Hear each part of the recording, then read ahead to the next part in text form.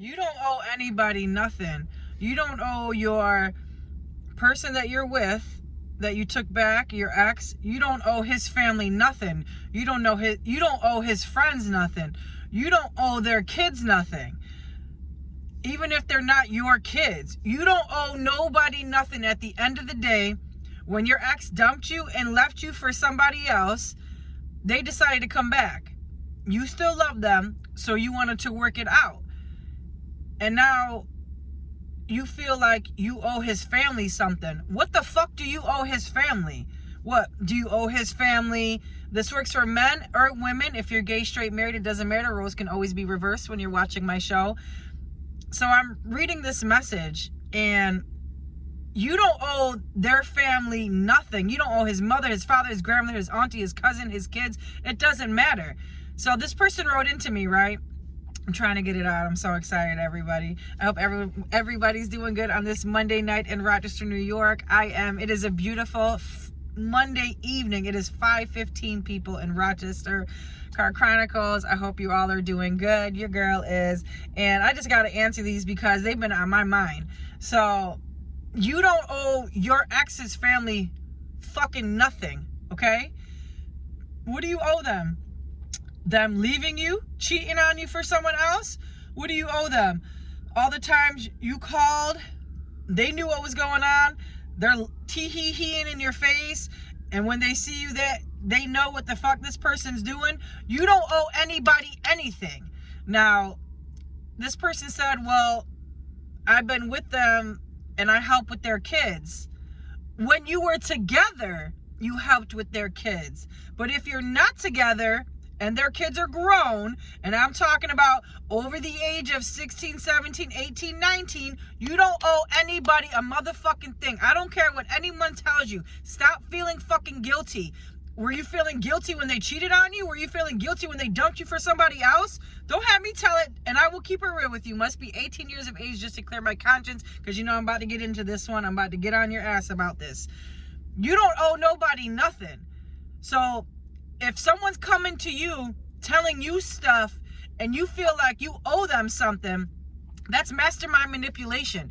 You don't owe anybody anything. And if you're having trouble, write into me again like you did, 585-357-2409, and I will answer your text question again like I am. You need to get that in your head that when you take your ex back, I say it once, twice, 3 times, 5 times, 10 times, it doesn't matter. I never get tired of telling you. It's like eating your own throw up. So be prepared for all the shits and giggles. Be prepared for all the grunts and put downs and everything, you name it. When you take your ex back, you're taking everything back, unless you set boundaries from day one. And in this text message, this person set boundaries, but they weren't good enough. And when I say good enough, that means he's fucking trying it, or she's trying it, their family's trying it. Like I said, this works for men, women. If you're gay, straight, married, it doesn't matter. Switch roles. You don't owe nobody nothing at the end of the day, okay? I cannot emphasize that to you enough. Now, if your ex is coming to you, making you feel bad, talking about, oh, we got to do this for my parents. Oh, we got to do this for my cousin. Oh, we got to do this for my friend. Oh, we got to help them, this, that, and the third. You don't have to do a motherfucking thing. You can just say, no, I'm good, hang up, or walk away. You have options, and you let that motherfucker know that you got options, okay? So there's a couple other things that I want to talk to you about, because it is so beautiful in Rochester that I want to enjoy the rest of my evening. That you're with your special person, right? You've never gave up on love for them. You have love in your heart. I can tell. So as I'm reading your text message, as I'm reading it, I like feel the love in your text messages. You didn't say one bad thing about this person. You didn't say anything to put this person down in any type of way, shape, or form. And that tells me that you're still in love with this person. And that's hard. You know, when you're in love with somebody, that's your whole entire mind, body, and soul. You don't see anyone else in the world. And that's a good thing. That's positive. And that means that this person has you up here in love. You know, they need to show you the same respect in return. If you're going out your way calling them and they don't even call you, you need to stop. If you're going out your way texting them and they don't even text you, and you've texted them 3-4 times, and out of those 4 times you text them, they text you one little text, you need to stop. I know you're happy that you have this person back, but they are still controlling you, how you feel and how you think and how you act. Just look at your proof. You call, they don't pick up.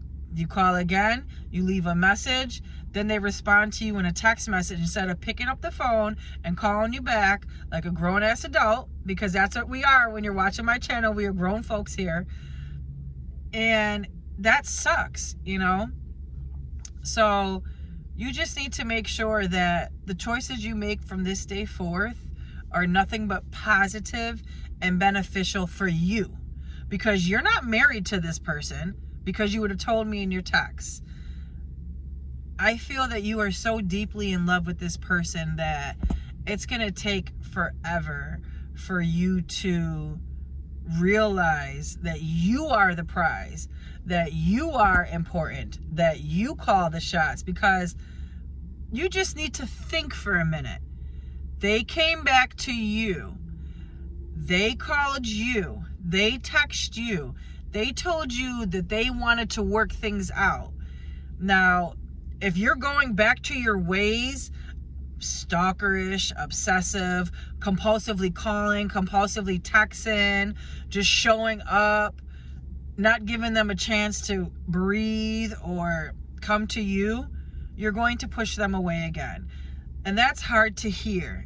And that's very hard to say to you, because I love you all. I love all my viewers and all my subscribers. And I have a job because of you. I'm doing this because of you. And I want you to feel that you are in charge and that you are the boss. Because when you're watching my show, in the beginning or at the end, you will be the boss when you're done. So there's another thing that I want to talk to you about, and that's a title.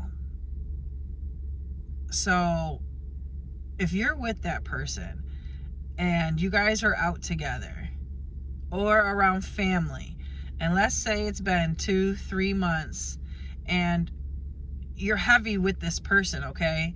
You spend the nights together, your mornings together, you go out to eat, to dinner, to movies, whatever. You do everything. Let me just say that. You do everything with this person, and you guys are a couple. You're in love. And they introduce you as my friend when you're out in public, or you're side by side, or you're visiting someone. They say, this is my friend. Let me tell you what that means. That's all that that person sees you as, and that's all that you ever will be. Because if you're with me for 3 months and we're together and we're doing everything as a couple, and you have the nerve to introduce me as a friend, I ain't got no respect for you. The person that introduced you as a friend just let you know where you stand with them. Real life. You are nothing more than a friend. You are something for them to use. It doesn't matter how good the sex, it doesn't matter how good the head game is. It doesn't fucking matter, people. When this person, man or woman, if you're gay, straight, or married, it does not matter. When they introduce you as a friend, and you have been more than friends together for 3 months, and that's what they introduce you as, that's all you will ever be. So another thing that I want to talk to you about real quick is, so say you and your person are split up. Not because you wanted to be, but because they wanted to go and freak off. Now, when you get that phone call and that text saying that they left something, or an animal, or they want to pick up their dog or their cat or their belongings or their things, you let that motherfucker know, when you walked out of the door, you walked out of my life, and you walked out with everything. You chose to leave your animal. You chose to leave this stuff. You chose to leave this, that, and the third. Don't fucking give them shit back. Why are you going to give them back something that they left behind to go freak off? That all belongs to you now. They got a problem, tell them to take you in court. And I'm sure that animal is happier with you anyways. I am Angela Spur. Esperanza. I am the love coach of Rochester and all over the world. And it was just a quick one tonight. I just wanted to let you know the basics. Everyone have a good night and a good Monday.